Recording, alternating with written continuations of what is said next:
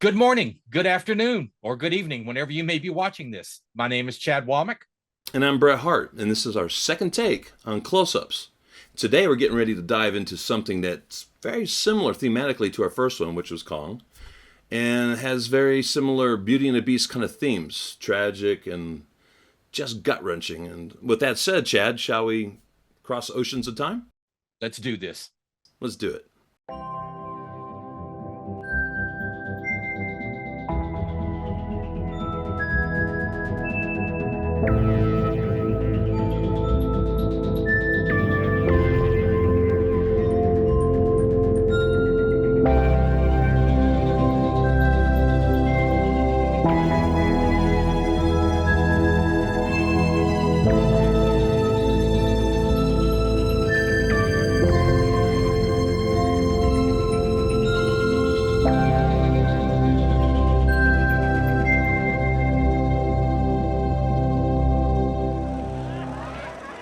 Do not fear me.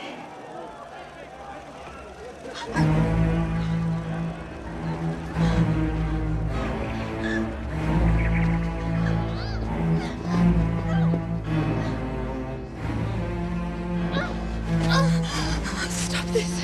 Stop this! Stop this! To nasz dragosty wiedzimy. Wiedzimy. God, who are you? I know you. I have crossed oceans of time to find you.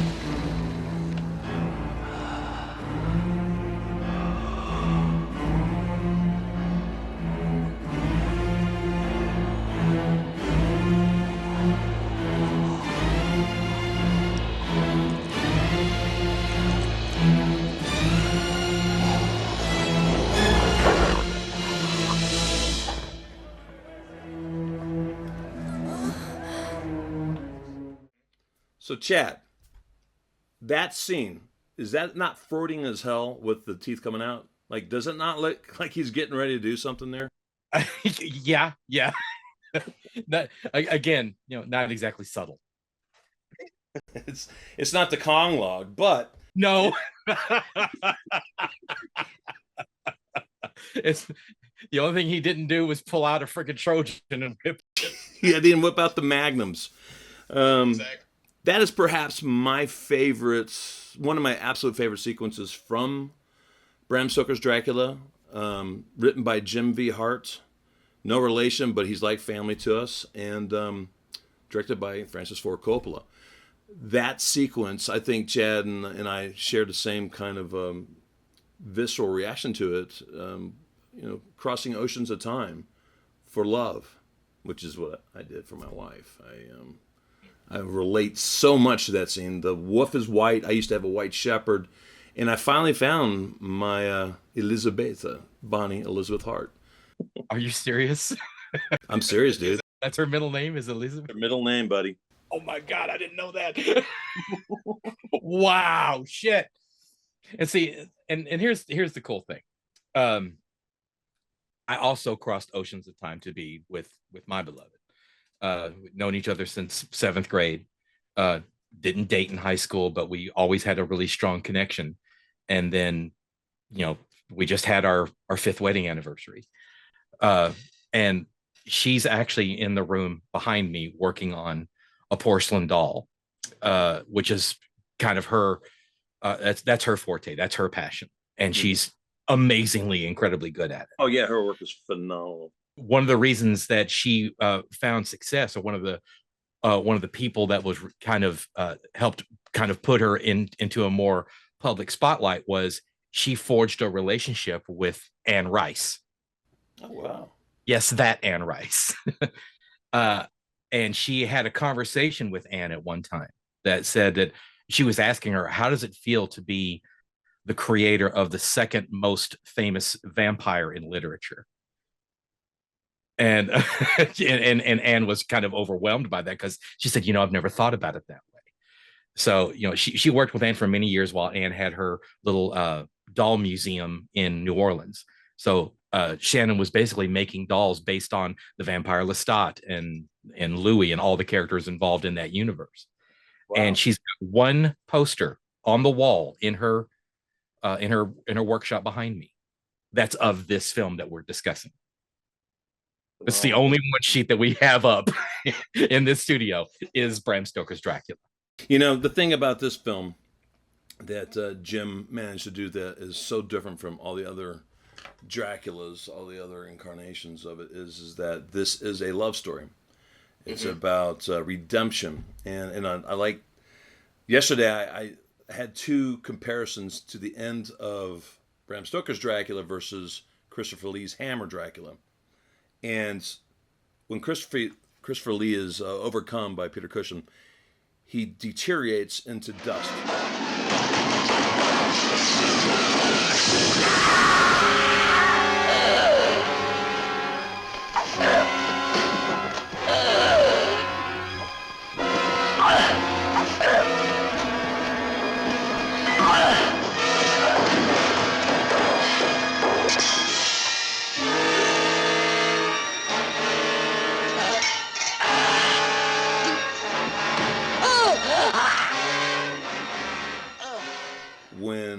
When Dracula in Bram Stoker's, Gary Oldman, is finally set free, he's redeemed, and he becomes beautiful again. My love.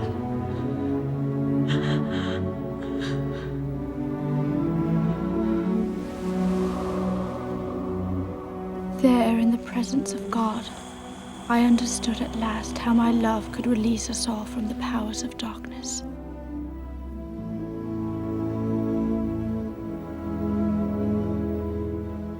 Our love is stronger than death. And I think that's the difference between this film, is that it's not really, to me, a horror film. It's more than that. It's deeper. It's more complicated. It's like a costume drama, you know, and it has all these homages to those films of the period of silent films, like, you know, Nosferatu, F. Murnau's work as well. And so you had all these top hats and stuff that you hadn't seen in any of the Hammer films, which were my favorite for a long time. My favorite vampires, by the way, were Christopher Lee and Jack Palance. And Jack Palance was the first one that was directed by Dan Curtis in the 70s that touched on the love story. No other film that I can think of had that love story until Jim Hart. And this is a true story. I'm about 5 years old, and I'm getting ready to watch it. You know what it was like back in the day. These trailers would come on, and you're like, I can't wait to see this movie of the week, right? And here's this Jack Palance Dracula thing coming on, and it's got a painting of him on the wall as Vlad the Impaler, the warrior. It's the first film to ever kind of touch upon it, but it was all sound because they didn't have that budget. And I shit you not, here I am, 5 years old, and I got by a guy named Nixon, and it preempted that night, and I had to wait 4 to 5 months to finally see that thing. Nixon pushed my Dracula away. He may have been retiring that day. I don't know exactly, because I was too young to know. I just know I was really, really bummed. And I was thinking it was like 5 weeks later. No, it was like 5 months before they were able to put that back on. But that movie had such an impact on me because it dealt with the part of this film that I love as well, which is the warrior, you know? Mm-hmm. So what are your thoughts on that? That armor, the that will stick with me forever. I vaguely remember watching the Palance version. Other than Christopher Lee, I think the one I probably saw that had a really deep effect on me was the one that Louis Jourdan did. And I was in doing research on leading up to us filming this. I watched somebody break down all these different versions of Dracula. I think he narrowed it down to like a dozen films on Dracula. Mm-hmm. And his goal in making this was to see which version of Dracula stuck to the source material the best. Mm-hmm. And apparently the Louis Jourdan and Bram Stoker's Coppola's version are the two that stuck to it the closest. There's several versions of it where like Mina and Lucy's roles are swapped. Yeah. That's in the Hammers as well. Yeah. Right. There's several versions of it where Renfield and Harker's roles are kind of swapped. There are things that Harker does in some versions that Renfield does, and vice versa. And the fact that you got to see in the prologue of this thing, where I'm like, oh my God, somebody finally took the historical, account of the actual Vlad the Impaler and mashed it into this, because I'd forgotten that they had actually touched on that in Palance's version. I thought was just such a master stroke. I'm just like, yes, finally, somebody finally took that and put it into the mythology of what Bram Stoker created. Right. And it made it so impactful on me. I was like, wow, why is it taking somebody so long to do this right? Right. Well, with a name like Hart, old Jim Hart, you can't go wrong. He's the master. No. So this is the first soundtrack I ever bought, probably around age 6, maybe 7, and it's Hammer's Dracula. It has all the Hammer soundtracks on it, and on the back of it, it has Vlad the Impaler on it. So that's where I learned about the true Dracula, right? And I always was that and in the Jack Palance one. The Jack Palance one just has a painting of him, and like on the back of a horse or something. On the back of a horse, and it's very something to Elisabetta. Yeah, it's gorgeous. It's gorgeous artwork. And all you do is hear the sounds of battle, which is very cool theater of the mind, especially on a tight budget. But when I saw the actual drawings, the etchings of Vlad the Impaler, I'm like, dude, that guy was creepy. He wasn't playing. Homeboy didn't play. Every time you see those wood carvings of him sitting at his dining table while people are sliding down steaks as they he had a point to make, didn't he? I see what you did there. So, going back to the beginning of Bram Stoker's Dracula with this armor that it's so different from any other Dracula that we've seen. If, like I say, it's a costume drama at times. It's a love story. It's a tragedy. It's a Byronic, fallen angel kind of story as well. But it is very unusual in the sense that it tries to be kind of true to the period, but then it's far out. I mean, I don't know who else could have got away with that armor. You know what I'm saying? Yeah. I mean, it looks like it was made out of meat, to be quite honest with you. I mean, it's just this fibrous muscular tissue armor with this wolf helmet.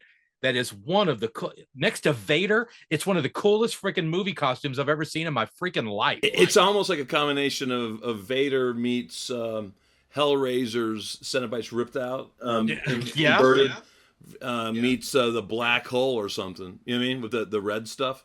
It is definitely unusually unique, and there's so much artistic license in the film. And I remember Coppola saying he really wanted to do something very minimalistic at one point, and so we were talking about Wrapped Around Your Finger. Oh, the police. Oh, yeah. Yeah, and so you can see, it's almost like you can see that, like we both agree that Coppola probably loved The Police, loved that music video, and it's so similar with the dance among the candles. Candlesticks, yeah. I mean, Sting even has like the similar glasses that I actually owned when Bonnie and I first came together. This is kind of a non sequitur, but one of my son guys, a good friend of mine, Tim Lloyd, invited Bonnie and I to a Hollywood Halloween party. It's one of our first ones, and we both went as Dracula, and one of his brides, the bride. I mean, she wasn't Mina because, like she said, she couldn't fit in a dress because she's a little bit more busty, which is what the brides were like too. They were very busty, and that was a blast. I didn't notice. I wasn't paying attention to that scene. What are your thoughts about the sexuality of this film versus the Hammer films? Given the time that it was made, it makes complete sense. I mean, given that we were kind of in the middle of this, I don't know, this sexual awakening of just in popular culture. Granted, it had been going on for a while, and the Hammer films dabbled in it Coppola just said, screw it, let's just rip the Band-Aid off and just go right for the raw nerve of the subject matter. Yeah, which actually that taps into Bram Stoker himself. He died of syphilis, so his obsessions with blood and sexuality, it seems very true to the nature. The irony is that Coppola, being a gentleman, was embarrassed directing these women, so you have like Gary Oldman say, ladies, he would like to have more breast in the shot and stuff like that, But the thing is about the sexuality of that movie versus Hammer, you really didn't have a whole lot of exposure in the Hammer ones until near the end, when they started dabbling with lesbian lovers and stuff like that. It was mostly cleavage, but Hammer just felt more hardcore, and Coppola's comes off like a beautiful painting, Yes, there are these gorgeous women who are nude in it, but they look like statues. It doesn't come off like hardcore, even though you see a lot more. And I gotta be honest, I love all the effects in the movie, and I love all the stuff shot backwards, and I really enjoy watching women nude in reverse. There's something surreal about it, Well, the way Monica Bellucci enters that scene. Yes, that scene, that shot.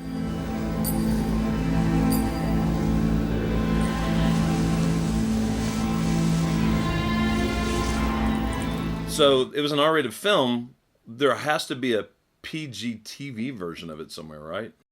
I would assume so. I've never watched it. I wouldn't want to watch it, but it's going to be painful. It would be painful. It's just unless they did kind of like what they did with Kong, where they stretched it over a couple of nights and made a two-parter out of it and showed us the stuff that they... Which they could. Which brings us to something that we've been discussing, and I'm going to ask Jim Hart about this. The original cut was like 2 hours and 30 minutes, and they cut it down to 2 hours and 5 minutes. And you and I have listened to the extended score from La La Land Records. They used to sponsor Ain't It Cool. Have some of the best soundtracks. I was unaware of that album, and when I was listening to it, it was actually kind of creepy to hear the opening twice as long, know? And we've seen some of the cut out sequences, and that opening with the blood flowing over Elizabeth.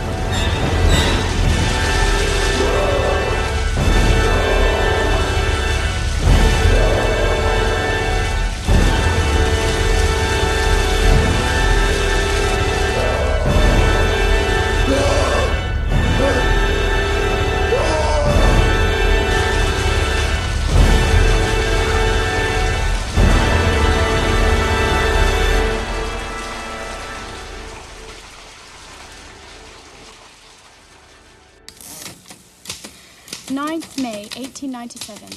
I arrived. Is just awesome. I mean, I'd like to see a cut of it, and I know that Coppola said he was like 60 to 70% happy with the cut he's got.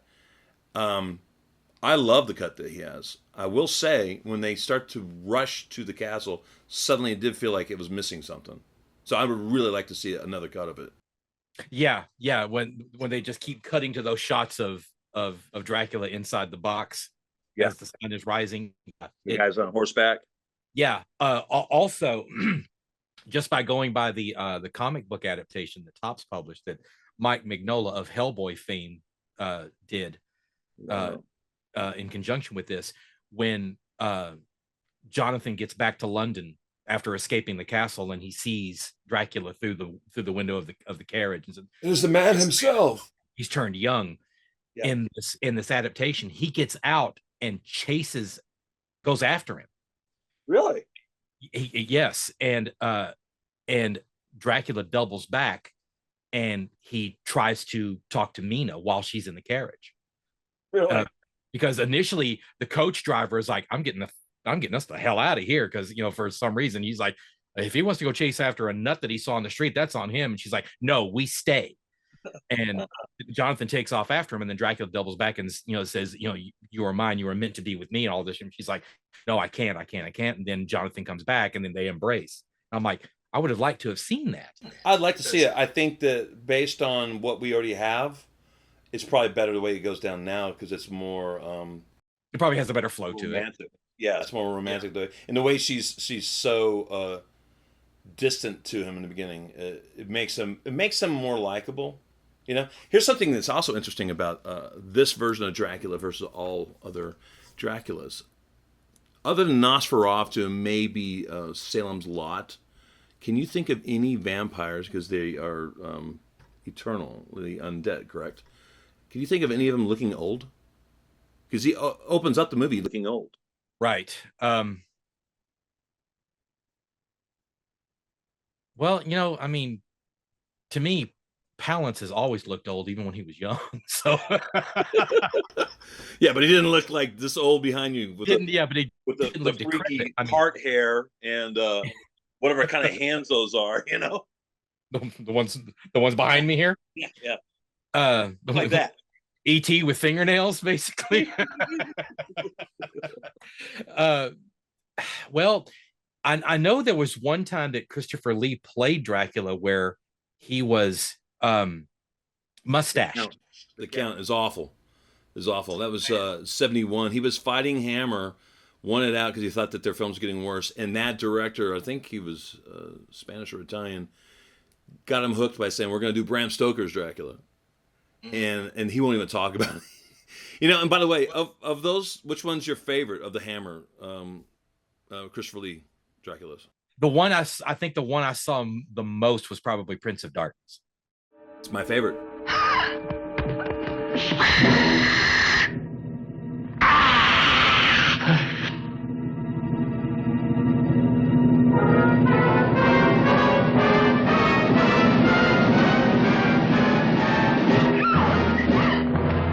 And get this, when they were shooting it, Christopher Lee said, I think this one may be better than the first. And then when it was done, he was not happy with it. And most people kind of poo-poo it for some reason. I will say the thing about Hammer's version of Christopher Lee's Dracula versus Bram Stoker's version is that he's more feral, he's more visceral, he's more like a beast, a Prince of Darkness, an animal. And in Prince of Darkness, he doesn't say a single line, which, people, get upset about that. I don't know if I always wanted it. That's the beauty of the two different films. I like Hammer films. I particularly like Prince of Darkness, and I particularly think it's creepy that you don't know what the hell's going on in his head. Other than the fact that he loves the women, and he's a Byronic hero. And I've always been drawn to Byronic heroes, and I always felt like Gary Oldman's was the closest to Lucifer, a fallen angel. Very much so, yeah. A soldier in God's army, so to speak, because he was fighting a holy war.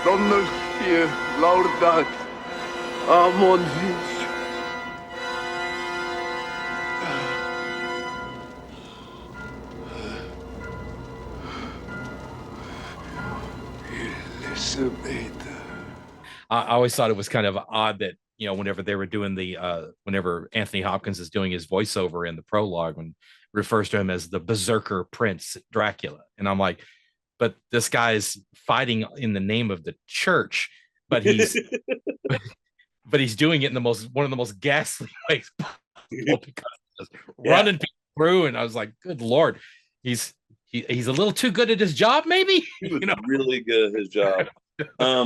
What are your thoughts on Anthony Hopkins' performance in that film? Given that he had just come off of winning his Oscar for playing Lecter, wasn't it like 2 years before? So that was around 91. I think. I just looked it up on, thank you, IMDb. So literally, because Dances with Wolves was 90. Dances with Wolves won the Oscar for Best Picture 90. Right. 91. Right.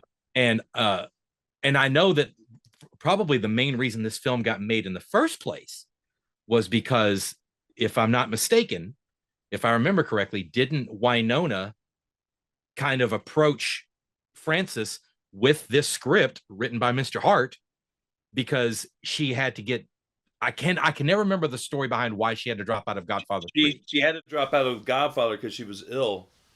And I reached out to Jim Hart, and I don't know if he was working with Michael Apted, but Michael Apted was going to do it for TV. Or TV, right? Yeah. And Michael Apted's he's an amazing director. I love his work.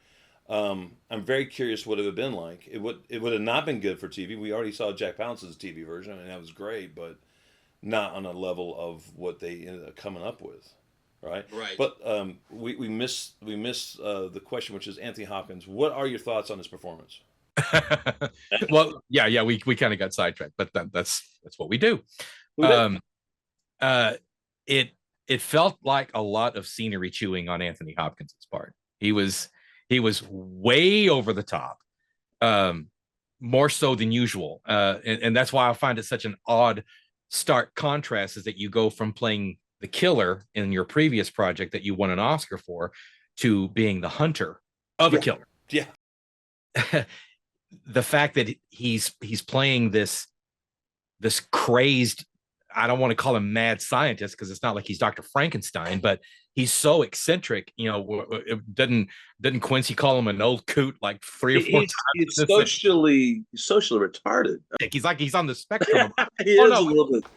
Was she in great pain? Yeah, she was in great pain. Then we cut off her head and drove a stake to her heart and burned it, and then she found peace. Doctor! We just cut off her head, took out her heart. He doesn't get social signs, It's Bofu. It's just, it's 3 of the actors that I have an issue with. I feel sorry because Keanu Reeves is a star, and he was kind of out of his league, and it was supposed to be Johnny Depp. Wynonna tried to bring Johnny Depp in, and I don't know I think Johnny Depp would have stole the show. But that would have been interesting. That would have been interesting it would have made it more, they kind of cut out the Keanu stuff, because the original ending had Wynonna stabbing Dracula in the heart and then rushing off to the arms of Keanu Reeves. And I liked that. My buddy, my neighbor, David Gutman sent me something, and I was like, wow, I did not know this. Francis was screening the 2 hours and 30-minute version for Lucas, and Lucas said, you need to change the ending. And he says, you went against your own rules. So he's the one that suggested cutting off the head at the end, and the redemption, and kind of cutting out the Keanu running into his arms, and that ending with the painting of the two of them. I didn't even realize until I watched the extended version, that's the same church as where the blood's coming out of the crucifix. Mm-hmm. I didn't even realize that. Really? Here's the thing about that film. It pulls you in to the point where I'm listening to the music, the extended version from Online Records. So I'm like, wow, normally I am so in tune with what's going on musically in a film that I know every moment of a film. Coppola did such a fantastic job. Jim Hart did such a fantastic job of pulling you into that narrative that I kind of, like Bonnie and I didn't even realize that the girls kiss in the maze, in the green maze. It's so enthralling. There's so much stuff going in there that it's like the layers of like an orange that you peel. I mean, I keep seeing new stuff, and I've seen it dozens of times. Mm-hmm. I mean, this is the version of Dracula I've seen more than any other. I can't get enough of it. Whenever they did the 4K remaster, and then they put it out on Steelbook, which you know me, if there's a Steelbook available in 4K, by God, I'm going to jump on it. They did a theatrical re-release, and Shannon and I went and saw it last year. When it had I think they put it back in theaters for like a week or something like that. Wow! And we freaking hauled ass to a theater and went and saw it. I'm glad you brought that up. So I saw it in Dallas. I guess it was during Thanksgiving or something.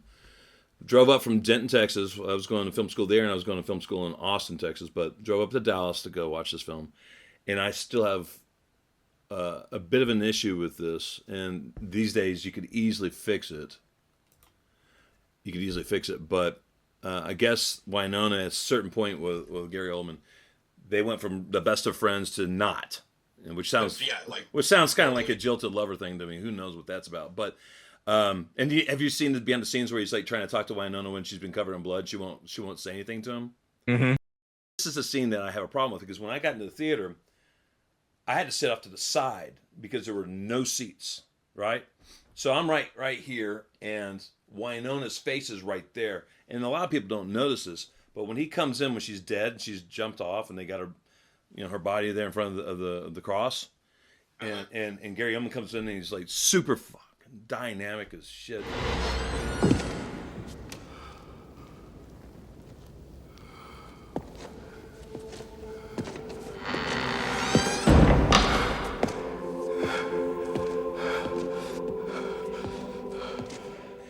he stumbles and he falls. I think the take that Coppola went with was because of Oldman's performance, but Winona, who's dead, does this. She flinches. Flinches, yeah.